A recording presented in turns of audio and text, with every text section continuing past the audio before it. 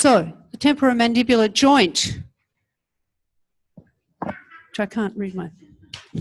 It's the thing that lets you laugh.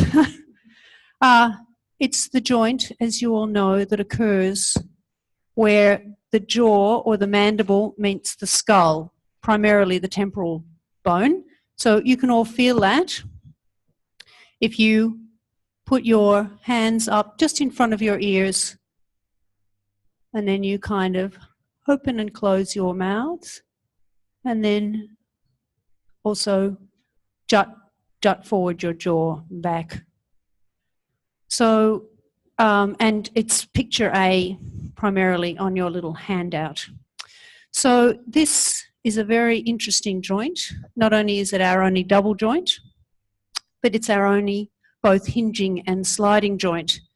And if you think temporomandibular is a big word, then this is a gangliomo-arthroidal joint. Because it is both a ginglymus, hinging, and an arthroidal joint. There's a test on this afterwards. Yeah, so you can feel how it both opens. So it hinges, so you can get it big, and then it slides, so it can open even further. Would you mind hitting the second one for me? Thank you. Sorry, yeah, there was. Again, there's a B and C on the handout, shows you. So this is up close. You can see how what's called the condyle of the jawbone comes up in to meet the fossa of the temporal bone. And in that area, you have, coming between the two bones, you have a disc.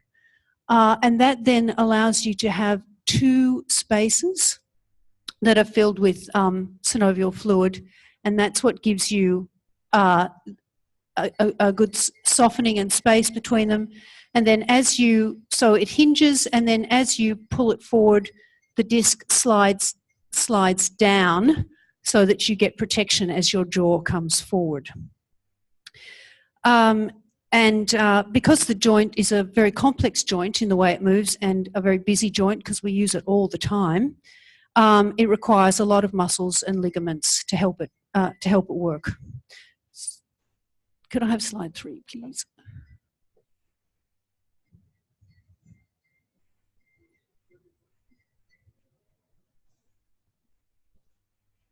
Sorry, this is a bit of a busy slide, but it's really just to show you that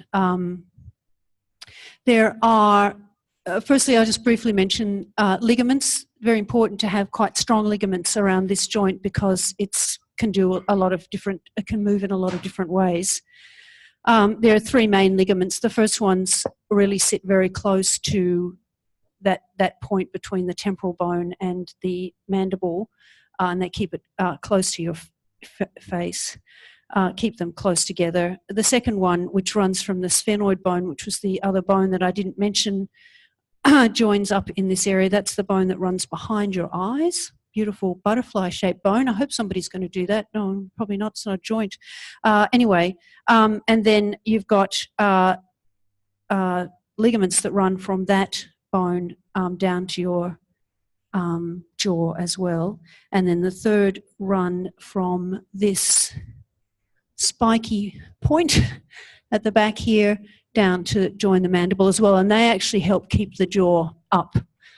So then there are 4 main muscles, which are the masseter, which runs from the skull from the skull at the cheek to the jaw, the temporalis connecting from the skull near your temples to the jaw, and then the medial and lateral pterygoids. God, who made these words up? Anyway, which connect to the sphenoid bone that I mentioned before, and at the back behind your eye sockets and down to your jaw. So the 3 of these muscles, 3 of the 4 muscles I mentioned, so there was the medial and the lateral pterygoid. The first 3 muscles keep your jaw up help keep it up against gravity. And the 4th is there to, the lateral pterygoid is there to help open and guide the opening of your jaw. So, you've got, I think, illustration D on the handout primarily. The other thing I wanted to mention is that there's this other lovely bone in your body called the hyoid bone. Also a very interesting bone because it doesn't join to any other bone in your body, but it does join to a whole series of muscles and ligaments, which then connect your jaw to your clavicle and your sternum. So obviously the jaw, as we know, because of the kind of troubles that it can give us, it's joined by ligaments and muscles to a lot of different parts of your skull and then down onto your chest. And you can actually feel that if you just put your hands up underneath your chin and you open and close your mouth, you can feel the ligaments running down. And then actually if you open and close your jaw, you can actually feel it on your sternum and your clavicles. Okay, thanks, Jenny. If you don't mind going to the next one. Okay, and then I just want to very briefly mention, partly because you hear a lot about the TMJ and stress or temporomandibular disorder being a kind of stress-related disorder, that what's important to know here is that the jaw is in fact, is the word innervated or innervated? Innervated by the trigeminal nerve, which is the fifth cranial nerve, which is actually different from the other parts of your face, which are innervated by the facial nerve. So you can see that it runs and it shares, it's a branch of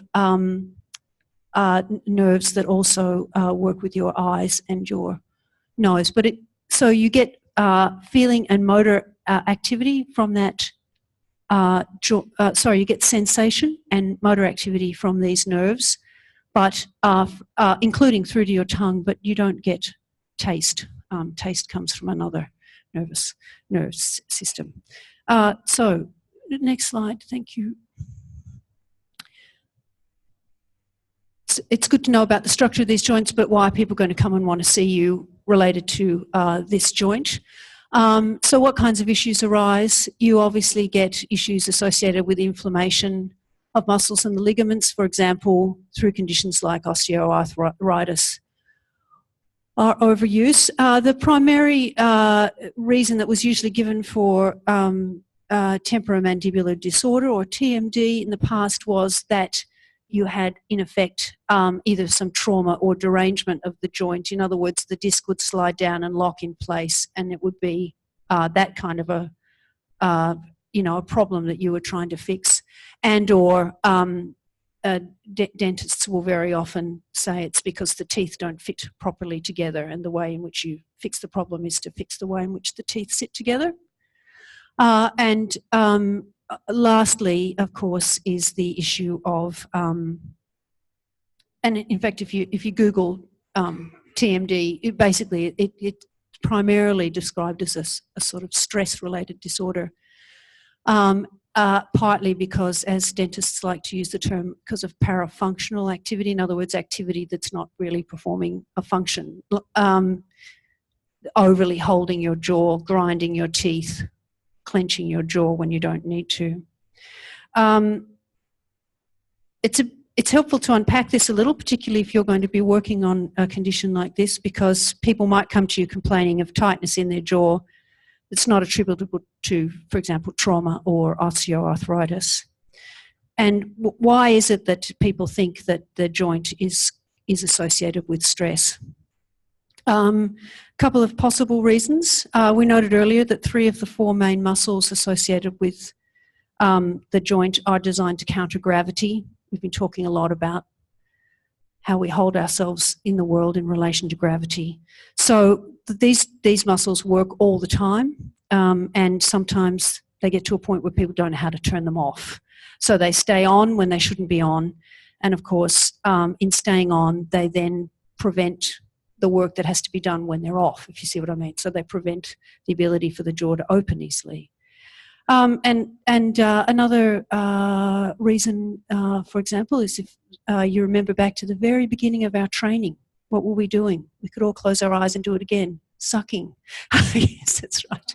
So actually the jaw, it's interesting to think about. I think the jaw, the movement of this joint might be one of the very first conscious activities we undertake as a human. One of the very first of our directed activities. You know, for those of you who've been reading Body and Mature Behaviour, you know, Feldenkrais talks a lot about, you know, all of these conscious actions that we learn how to do.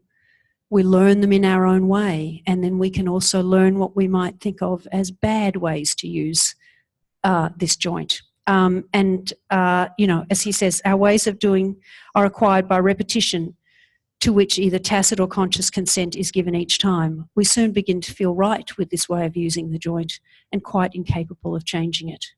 So, you know, our habitual muscular activity that we learn really right from the very beginning can include, obviously, then a range of what you might think of as parafunctional activity. You know, you overuse it, you push too far forward, you go too tightly. In all of the ways we chew or suck or swallow, they're all associated with this joint. And, you know, so there are ways, different ways, and you can perhaps learn some new ways. And then the third thing I wanted to mention is that speaking earlier about the way in which the joint is innervated by the same nerve that delivers the flight or fight response, the trigeminal nerve, which is often why people think the jaw also becomes associated with that response and gets incorporated into our desire to protect ourselves by clamping our jaws shut. Thank you. Jenny, could I have the next slide? Okay, so very briefly, I just wanted to talk, before we go to a beautiful ATM, about how Feldenkrais, primarily through an ATM, could help. But broadly, particularly in FI, but a lot of ATMs as well, can help by actually working with parts of the body that, if they're freer, then help to free the head and help to free the joint. So you might, for example, just as Jeff was saying earlier, you know, it's often the case that people don't want to work straight away with something that's, somebody's come to you that's painful. You might want to work around that. You might want to work with helping somebody better turn their head, better settle their shoulders, that kind of thing. But otherwise, in very broad terms, how might an ATM help? I've just drawn this typology from the Mark Rees work. So first, you might want to set up the conditions for learning some new ways to use your jaw. So you might start by having students come to a position of rest, or at least reduced effort in relation to gravity, in relation to their jaw. You might do that by enabling people to notice the different parts of the joint. And you might also want to enable people to sense a reduction in effort, bringing into play the Weber-Fechner law. So you might want to have the ATM enable them to feel what a reduction in effort is like. Second, you might want to, familiar practice, a familiar part of an ATM is enabling people to use non-habitual situations in order to bypass their old habit patterns. And then thirdly, you might provide some new ways in which they could think about and sense using their jaw. So strategies to foster self-awareness and self-correction. Shall I stop now? Yeah, okay. I'm going to stop now because we're really, the main thing we want to do is a lovely ATM and then a lovely creative exploration.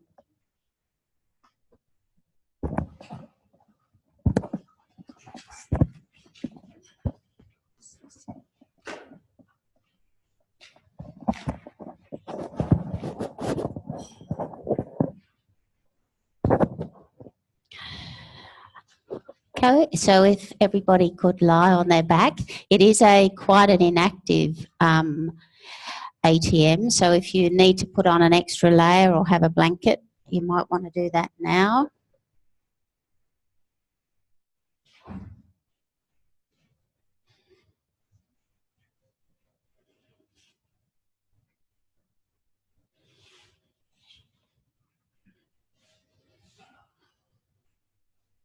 So as Alison mentioned, one of the functions of the jaw muscles is to work against gravity to help keep our mouths closed while we're in an upright position. But quite a lot of people find that they clench their jaw muscle unnecessarily, and some maintain this pressure even while they're asleep. And as Alison mentioned, this can cause a range of difficulties. And the purpose of this ATM is to increase awareness of the jaw muscles, to assist in reducing unnecessary tension, and to show the links between the jaw muscles and the eyes and neck and tongue.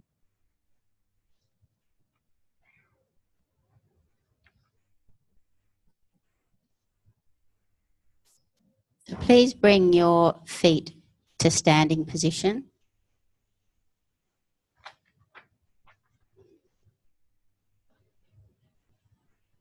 And gently turn your head left and right in the range of ease. And open your eyes and just see how far you can easily see to the left and right. And just make a note of where you can see in the room, because we'll be coming back to this movement.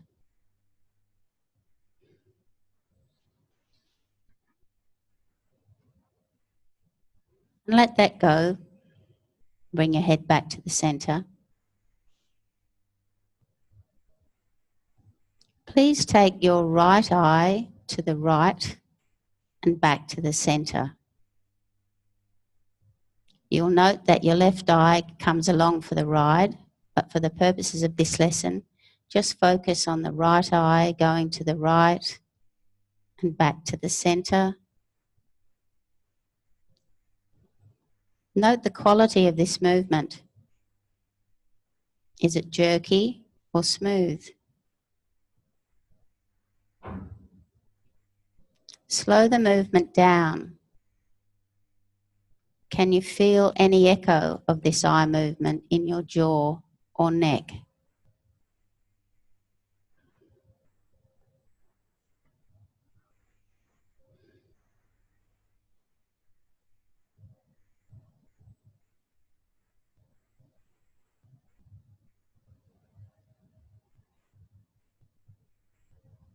The next time you take your right eye to the right, let your lower jaw join in. Take your lower jaw to the right the same time that you take your right eye to the right, and bring them back to the center at the same time. So your right eye and your jaw are moving to the right, and they're back to the center. The head stays quiet with the nose pointing up to the ceiling.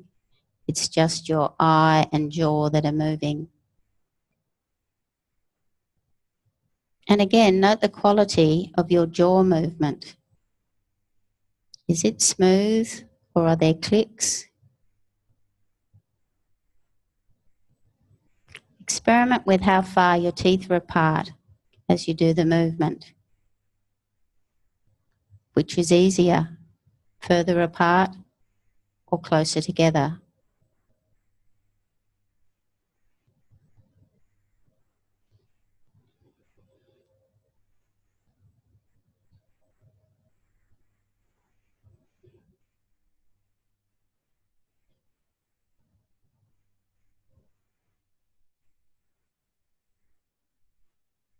As you keep moving your right eye to the right, start to move your jaw to the left.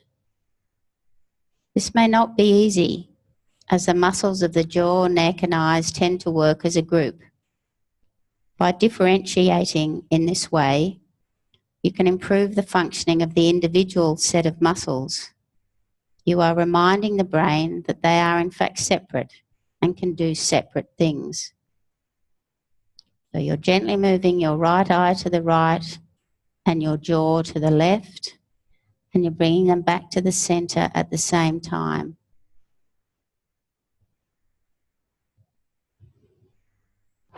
Just check in on your breathing.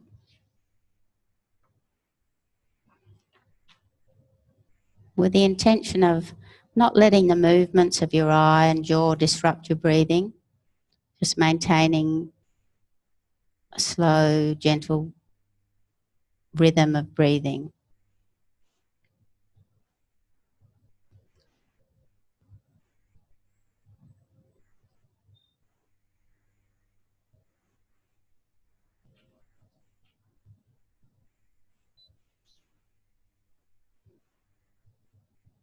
And take a rest, let that go and have a complete rest in any position that's comfortable.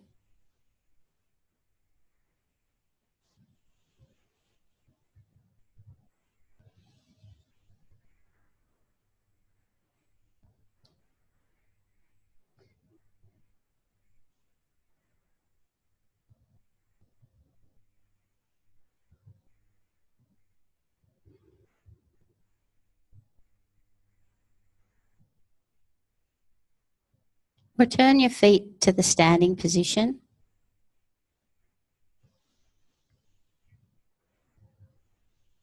And gently roll your head to the right with your eyes open, keeping in the range of ease. And note how far you can easily turn your head and see in the room. And observe any change in the quality or the range of the movement. So we're just turning to the right, back to the center, rolling our head to the right and back to the center. And let that go. Please take your left eye to the left and then back to the middle, keeping your head quiet. Your nose is pointing to the ceiling.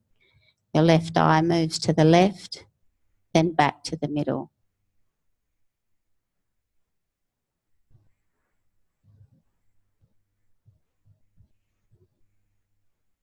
And let your jaw join in that movement, taking your jaw to the left at the same time as your left eye moves to the left, and bring them back to the center at the same time.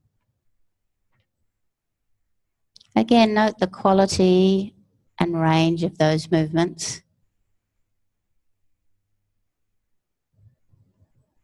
Is there any sense of difference from the right side? Does the eye or the jaw move more smoothly or less smoothly than with the right side?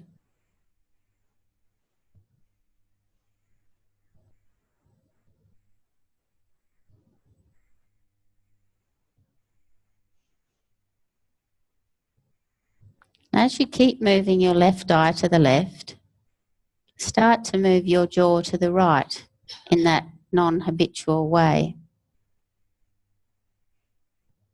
So the left eye is moving to the left and the jaw is moving to the right, and they come back to the center at the same time. Do that movement many times.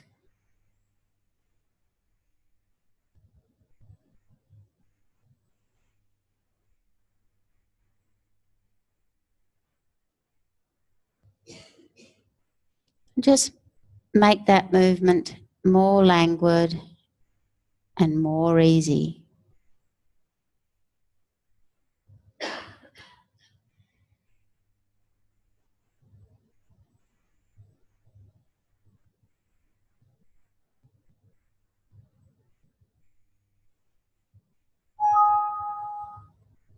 And take a rest in any comfortable position that's comfortable.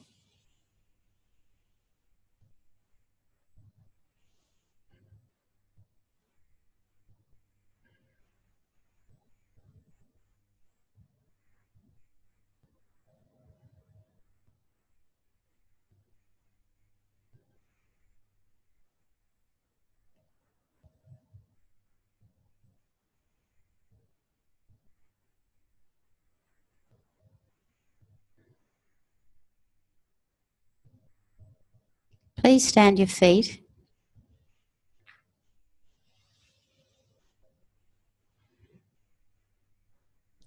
And roll your head to the left, keeping within the range of ease. And open your eyes and see how far your eyes can easily see in this direction, to the left and back to the center. and observe any change in the quality or range of this movement after those movements of your eye and jaw.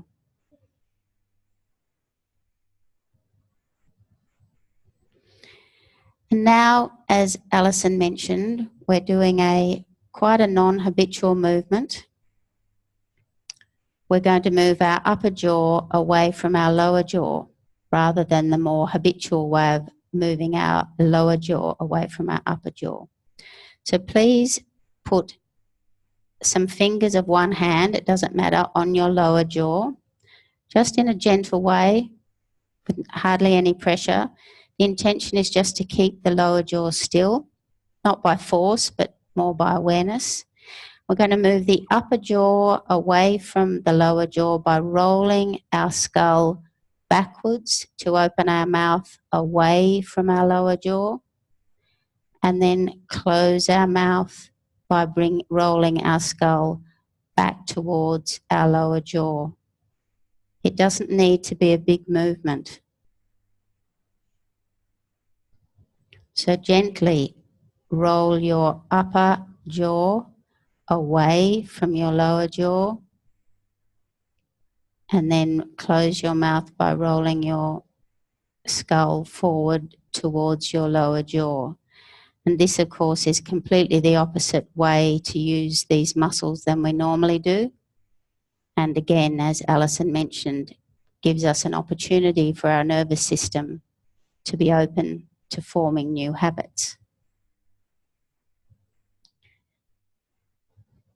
Now, instead of rolling your upper jaw back, start to move your upper jaw to the left and the right while you keep the intention being to keep your lower jaw still. Again, a very non-habitual movement. It can be quite difficult to do. So, of course, it's always open to you to imagine the movement and then do the movement, or do it in a very minute way.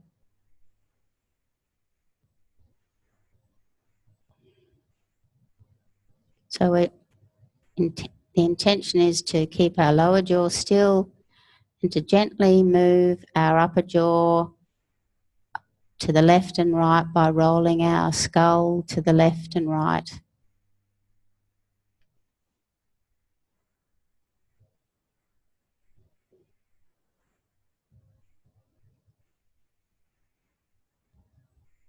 Then let that go, but keep your legs up if you can.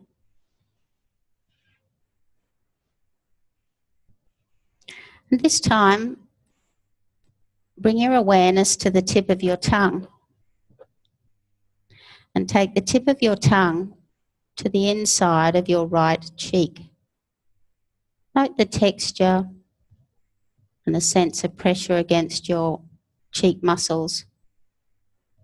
And start to draw a circle with the tip of your tongue on the inside of your right cheek.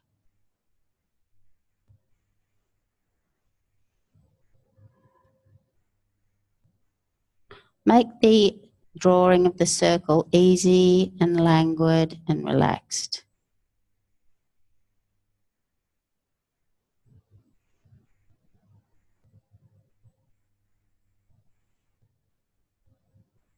And then change to the inside of your left cheek and make a circle there. In the same languid, gentle way. Noting any differences in how easy it is on your left cheek compared to your right.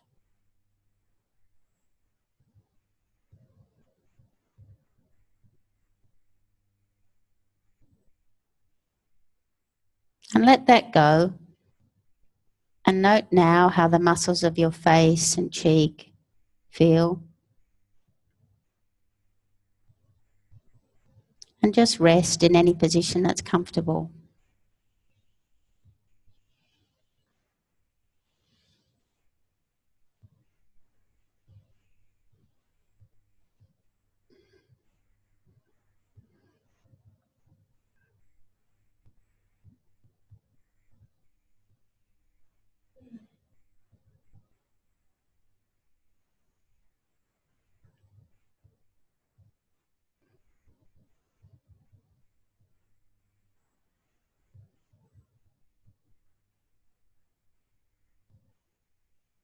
Please bring your feet to standing. And we'll return to that reference movement of gently turning your head left and right with your eyes open, staying within the range of ease. And again, note any changes in the quality and ease of movement after doing those simple neck and jaw and tongue exercises. Note how far you can easily see to the left and right now.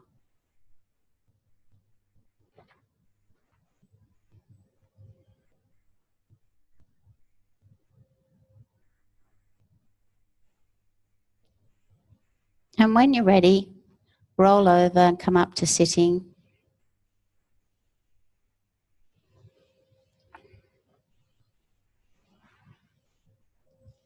And await with bated breath the last part of our presentation.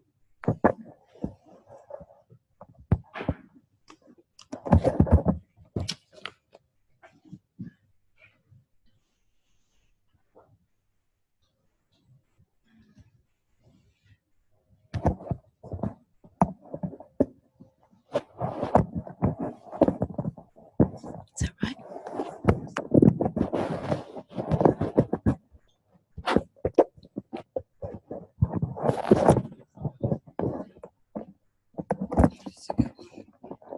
Is that good?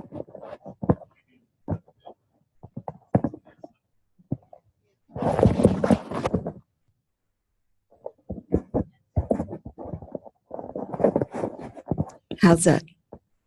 Okay, now you're hearing. Thank you, T. Thank you, Em. That was great. So my part of our chat is about the TMJ and creativity and emotion.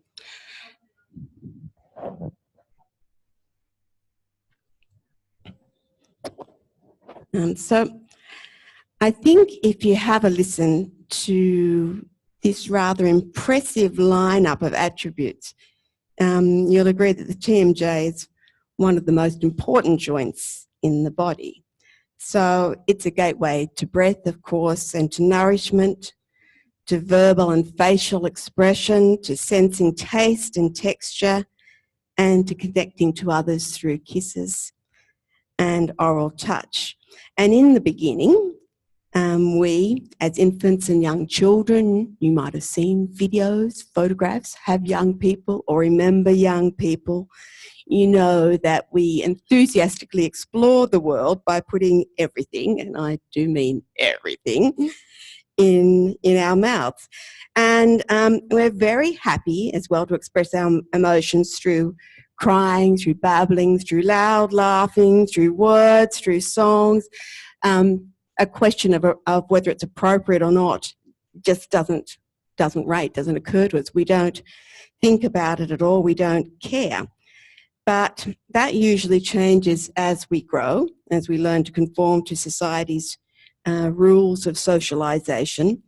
And I'll just mention Isabel now. I've been teaching kindergarten last term, and Isabel is quite gorgeous, but she is a little person who, rightly or wrongly, is not conforming to society's rules.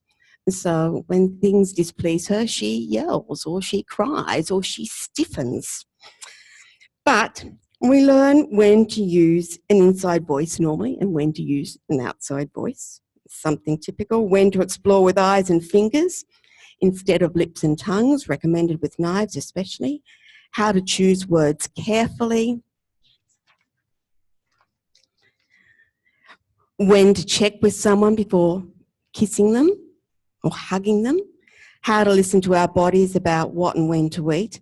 And also, how to manage emotions internally and how not to allow them to spill into sound. So, as socialisation graduates, I was wondering what you think the difference is between a sigh of relief and a sigh of grief, between joyous and bitter laughter, And what's the difference between tears of joy and tears of sadness? And I was wondering if you'd join with me in a little exploration by just pairing up with someone and being happy to show each other how you make a range of, how you express the following range of emotions. Now, we'll go quite quickly. I'm sorry, we won't have time to talk about it. So, how do you express dread? Dread. Joy. Desire.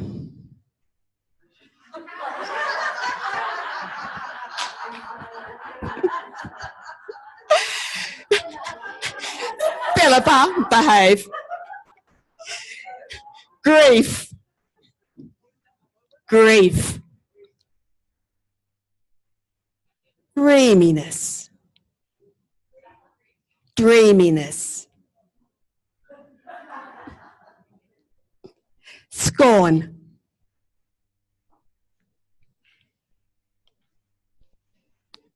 Relief.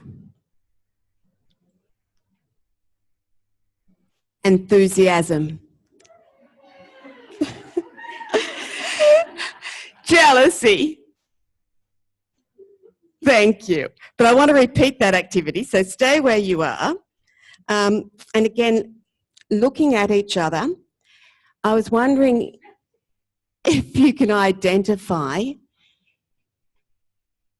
what movements of the jaw are associated with positive emotions, if any, and what movements of the jaw are associated with negative emotions, if any.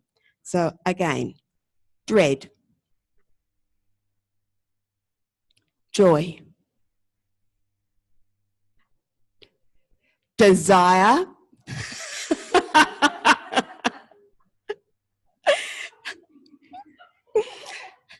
grief,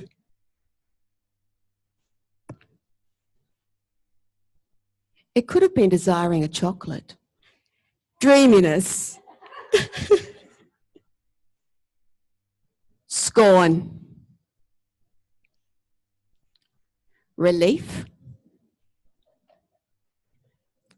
enthusiasm, jealousy. Thank you. So, popular opinion is that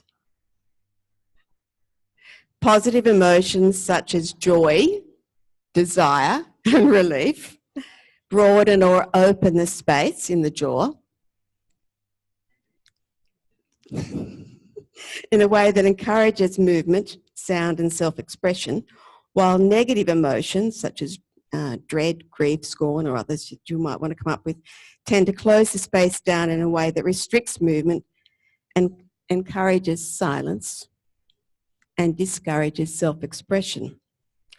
So the next question that we are always asking ourselves, and which Alison and Linda have talked about as well, is habit. And if we agree that a habit is an automatic, unthinking response or compulsive reaction, and that we see it in our voice, our handwriting, our posture, our attitudes, our jokes, in the way we are, just have a look at what you're doing right now. And you can see this question was asked in the ATM as well. Are upper and lower teeth touching? Are you pursing your lips? Clenching your jaw? Or pressing your tongue to the roof or floor of your mouth? So these actions are indications of tensing, of holding back.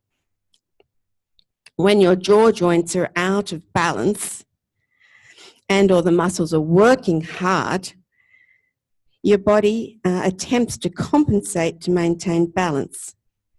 And you may develop a range of TMJ problems that include functional problems, pain, even difficulty breathing. And that's actually what I want to check now in the segment that I like to call breathing made hard. Let's try that. Breathing made hard. You can look at each other if you want. So begin, please, by clenching your teeth. Deliberately clenching your teeth. Now inhale through your nose with your teeth clenched. Hard, isn't it? Now notice the quality of breath, especially the availability or non-availability of movement in the ribs. Do the same with the jaw relaxed and notice the difference. So that is, just inhale through your nose with your jaw relaxed. Try this as well. So clench your jaw again. This time, try turning your head a little bit to the left and a little bit to the right. Notice the quality of movement in the neck. How does it feel? How far do you turn easily? So this time, without clenching your jaw, with a soft jaw, try the turns again and feel the difference.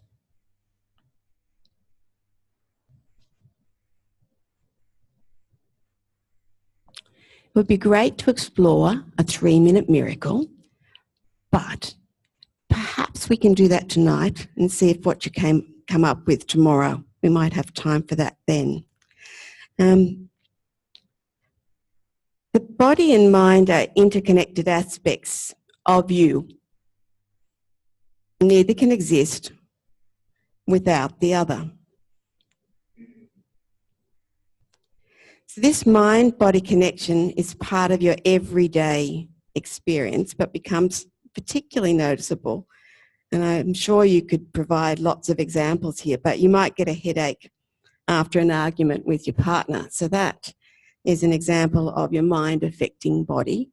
Or you might find that your tolerance for noise or disagreement becomes 0 or decreases during a bout of back pain, and that's your body affecting mind.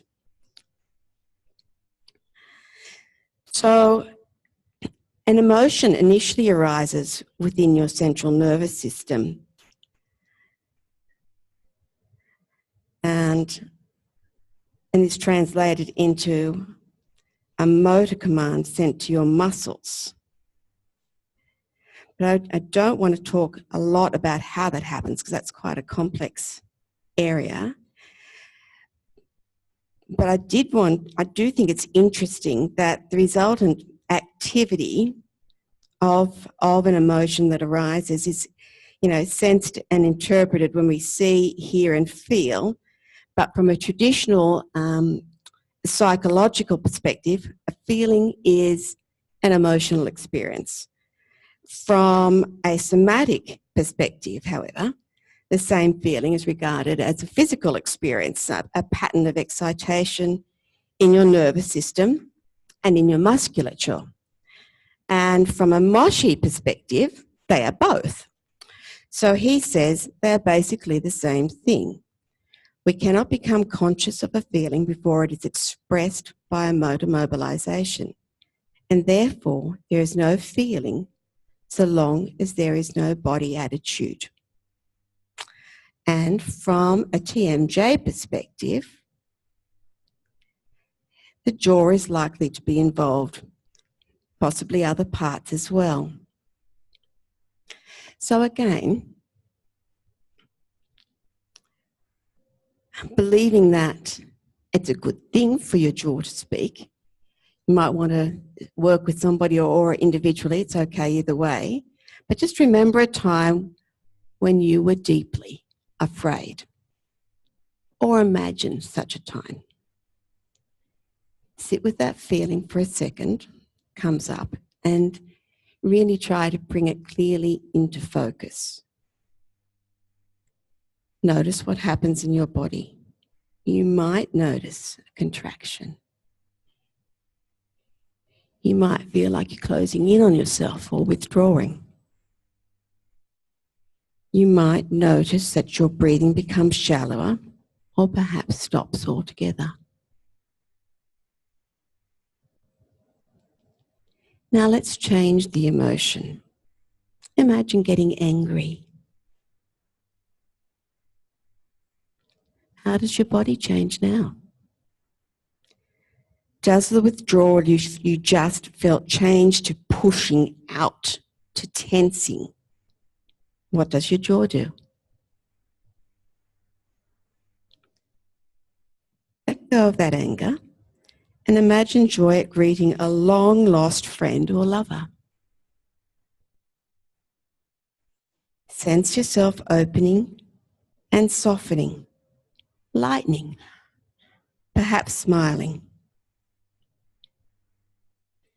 Not everyone experiences the same emotion in the same way, but whenever you feel an emotion, the intensity, magnitude, depth of your emotional experience will depend on the intensity, degree, the depth of your somatic experience. So, if you strongly experience an emotion, or I should say, if you strongly experienced an emotion just now, then you did so through your body.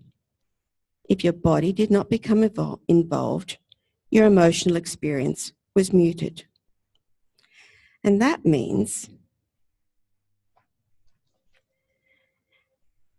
that actively changing our bodies can change the way we experience thoughts and emotions. And I think that's really powerful.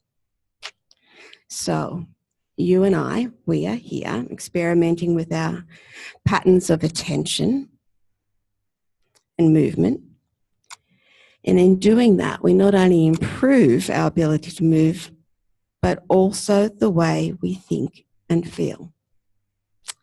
And from a personal perspective, I just think that the philosophy of what we're doing has, really comes in and does integrate really successfully with the movement.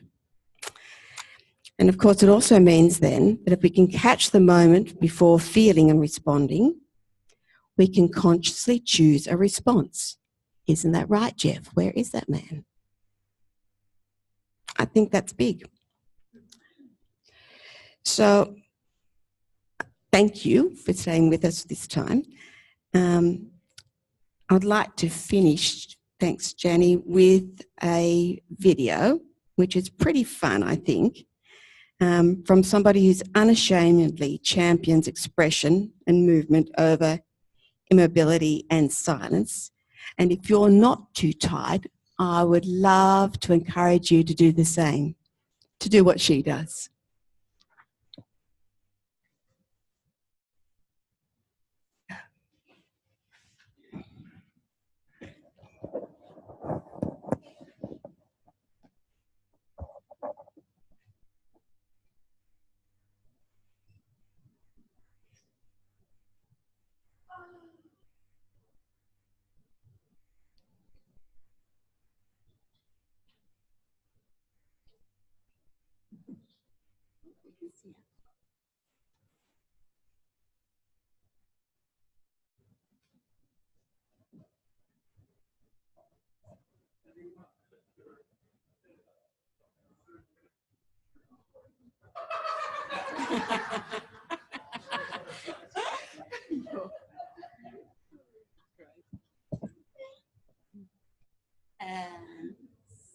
Is there any sound there, do you think, guys? Yeah, I like your sound. There is sound, yeah.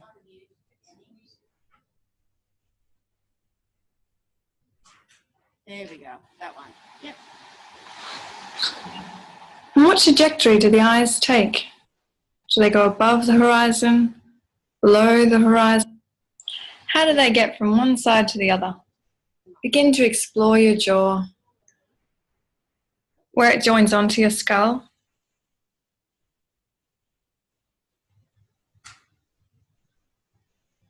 Is your neck involved in that movement? Explore the rest of your face. Make those areas alive. How does it all connect? And again, just making clear that area where the jaw is joining onto the skull. This time we're going to hold our chin, fingers on the outside, thumbs on the inside, fix it there, and open our jaw against the skull, the opposite to how we usually use our mouth. Head tilting backwards, head tilting forwards, mouth closing. Have your mouth slightly open, and can you gently slide your jaw forward and back a few times, staying in a comfortable range of motion.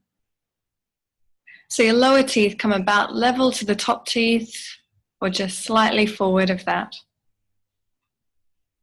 And really play with that movement. How can you make bringing your jaw forward more pleasurable? Eyes soft, throat soft. And what happens when you think about kissing and smiling? What movement does the jaw make? Is it the same as before? This time, can you slowly begin taking your jaw to the left, back through neutral and to the right? Is it easier to take your jaw to the left or to the right? If you open your mouth slightly and continue moving your jaw left and right, do you feel like you have more range down here? Continue going back and forth. Play with that movement. Are you up for a challenge? Can your eyes go one way and your jaw the opposite? So eyes might go to the right, jaw to the left, then eyes to the left and jaw to the right. How do you do that movement? Can you use your hands to know what your jaw is doing? Does that help with the movement of your eyes? Just explore and play with that movement. You don't have to get these movements right for them to be of benefit. Just attempting them will change the neural pathways in your brain. And with all these conditions associated with a stiff jaw, do these lessons often, slowly and with awareness. It will change the way you use yourself and maybe totally amaze you.